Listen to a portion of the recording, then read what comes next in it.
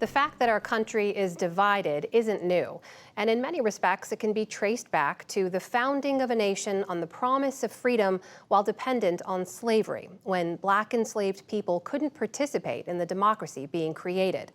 Judy Woodruff examines how that foundational contradiction has evolved over time and what it means for our challenges today in her latest installment of America at a Crossroads.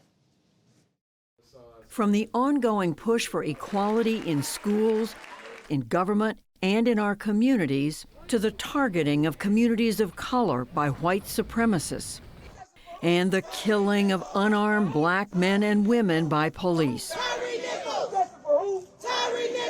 America's historic division over race remains at the heart of so many conflicts we see today. At the Lincoln Memorial honoring a president who held our nation together as that division nearly tore it apart, I met Theodore Johnson, a man who has been wrestling with questions surrounding our history, his own place in it, and the precarious moment we find ourselves in today. A lot of people would argue that this country is as divided now as it has been at any time since the Civil War. Right. Do you see it that way? I don't. The Civil War, Lincoln was the one that said a house divided against itself cannot stand, and he was talking about a nation that was half slave and half free. We're not close to that. That said, we've got some serious issues that we need to tackle, and if we don't get it sort of under control, it could spiral out of control and we reach another point in our history where an existential threat is posed by the fact that Americans don't get along with one another.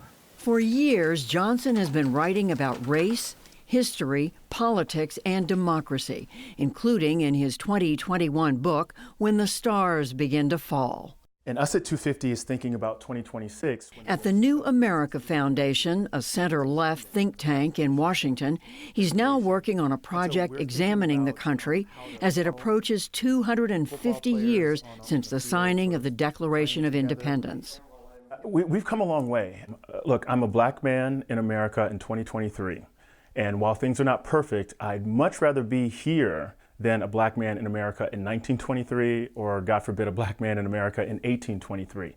That is a story of national progress. But that progress was not inevitable. That progress was the result of people challenging the government.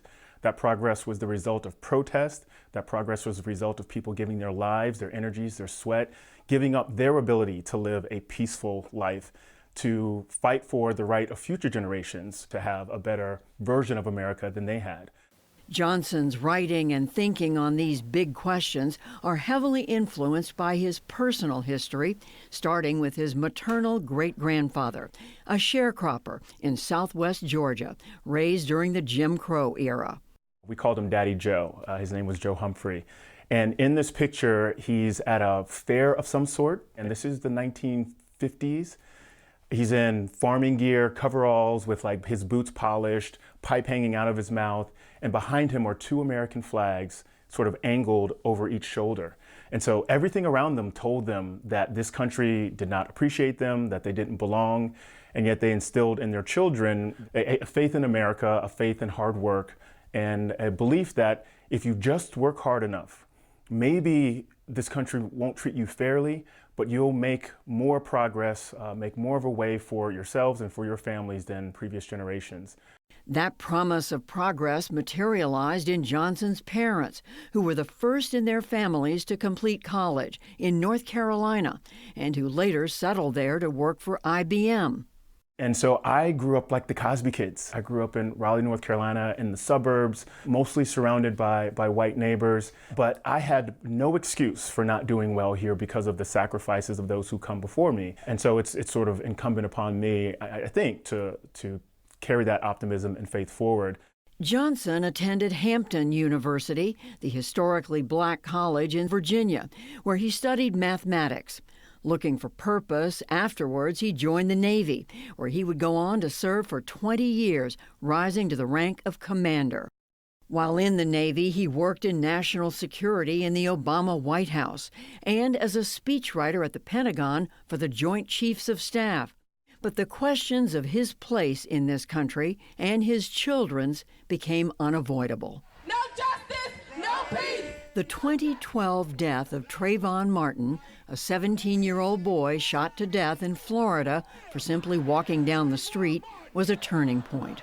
That concern that began in 2012 only accelerated as the years went by because of the increased number of very public deaths of black men and women at the hands of law enforcement, often caught on camera. And those videos made their way onto social media at the same time my sons were coming of age, teenagers using social media, and them coming to me with these videos asking me, "Daddy, why does this continue to happen?" Sorry. And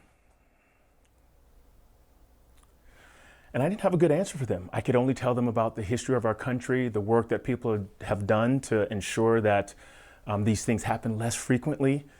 But I almost did not have an option, personally, except to change my career, except to leave the military and begin thinking about these issues more seriously. Johnson returned to school, studying law and policy, and earning his doctoral degree writing about the history of civil rights and the black vote in America.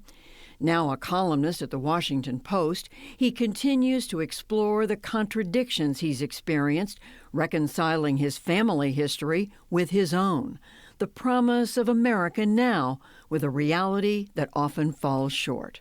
This ability to hold a love of country at the same time as a sort of critique of the country together, we sort of played out on a football field for my family one Friday evening. One of my sons was playing football, kneeled during the national anthem. I'm a retired Navy guy. I was standing at attention during the national anthem. And of course, there were some parents around that didn't like the fact that my kid was kneeling, and I could tell it was pretty audible and clear. After the anthem finishes, the flag that the team carries out had sort of tumbled to the ground, and I ran down and picked it up and posted it back up, and the same folks that were, making remarks about my kid kneeling sort of step into the aisle to thank me for, posting the flag up for them, for respecting the flag.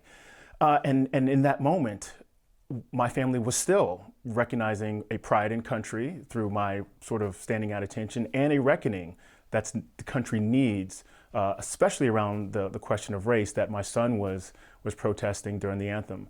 And so that seems to be a common strain, not just for me and my family, but for lots of Americans, especially Black Americans, who have served in every war the country has ever had, and yet returned from war to a nation that didn't appreciate them, that didn't treat them as full citizens, that didn't treat them as equal. You've written about trying to understand why many white Americans are having difficulty with what's happening in our country right now. Demographic changes, the fact that more minorities are serving in roles of leadership in our country. What are you finding out as you try to understand that? Yeah, so here's how I think about it. When you are raised in a country that tells you that you are the descendants of a remarkable set of men that created a new country on the idea of equality and liberty and justice and democracy, and you're very proud of that heritage, and then suddenly people come along and say, wait a minute, that story is not complete. We were part of that story too. And not only are they insisting to be part of the story, but now through demographics, through elections, through economics, they're acquiring more power that they didn't have in earlier versions of America. This is a status loss, and it feels very much like any other kind of loss, like losing money or losing any sort of physical security. It doesn't necessarily mean that they hold racial hatred or that they despise other folks, but it does mean that sense of loss will often cause some kind of backlash to sort of ensure that their stability of identity, of history, of heritage isn't interrupted. Back at the Lincoln Memorial, a reminder of this country's willingness to tear itself apart over these questions, I asked Johnson how he sees us getting through this moment. I think the pursuit of it is more important than arriving there. I don't know that we'll ever get to a place where the ideals that are laid out in our Declaration and in the Constitution have been fully achieved. Perhaps I've read that some have called America maybe the ultimately unachievable project. Maybe it may not be possible for us to live in a democracy this large, this diverse, where all of us are created equal. But not pursuing that is the death of the American idea, is the death of what the country could be. And when we give up the going together, and the hyperpartisanship, the culture war stuff is breaking up our ability to go together, not only will we never get there, we won't even be on the same journey together anymore. And when that happens, if history is any guide, political violence is likely to follow, and the dream, the potential of the American experiment perhaps lost. The view of one man who sees the progress that's been made and who hopes it will continue. For the PBS NewsHour, I'm Judy Woodruff in Washington.